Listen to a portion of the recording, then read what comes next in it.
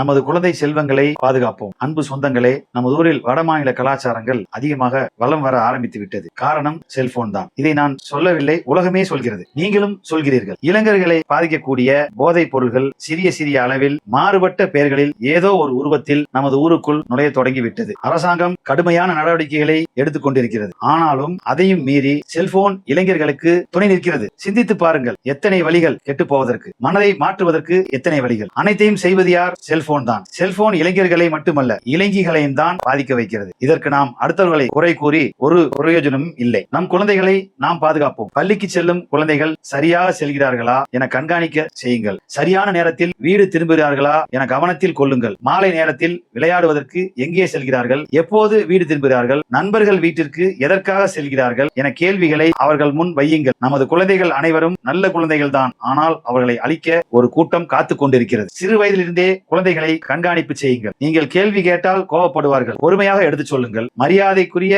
காவல்துறை கண்காணிப்பாளர் ஆலோசனையின்படி பல்லவட்டி நகர் முழுக்க சிசிடிவி கண்காணிப்பு கேமராக்கள் பிரெண்ட்ஸ் பெடரேஷன் சார்பாக பொருத்தப்பட்டு கண்காணித்துக் கொண்டுள்ளோம். பெற்றோர்களே, பள்ளி நேரம் முடிந்த பிறகு மற்ற நேரங்களில் குழந்தைகளை கவனிக்க தவறாதீர்கள். குழந்தைகள் நலன் கருதி மற்றும் பெரியவர்கள் மனம் கருதி வாரம் சிறந்த மருத்துவரை வைத்து கவுன்சிலிங் பிரெண்ட்ஸ் பெடரேஷன் சார்பாக நடத்த ஆலோசித்துக் கொண்டுள்ளோம். நமது ஊரின் ஆயிரக்கணக்கான குழந்தைகளை சீரழிப்பவர்களிடத்திலிருந்து அல்லாஹ் நமது குழந்தைகளை பாதுகாப்பானாக. குழந்தை செல்வங்களை பாதுகாப்பதற்கு அல்லாஹ்விடம் அனைவரும் துவா செய்யுங்கள். அவர்கள் நமது ஊரின் வாரிசுகள். வருங்காலங்கள் நல்லது நடக்க துவா செய்கிறேன். கடமையுடன் தலைவர் பிரெண்ட்ஸ் பெடரேஷன். மீண்டும் சந்திக்கிறேன்.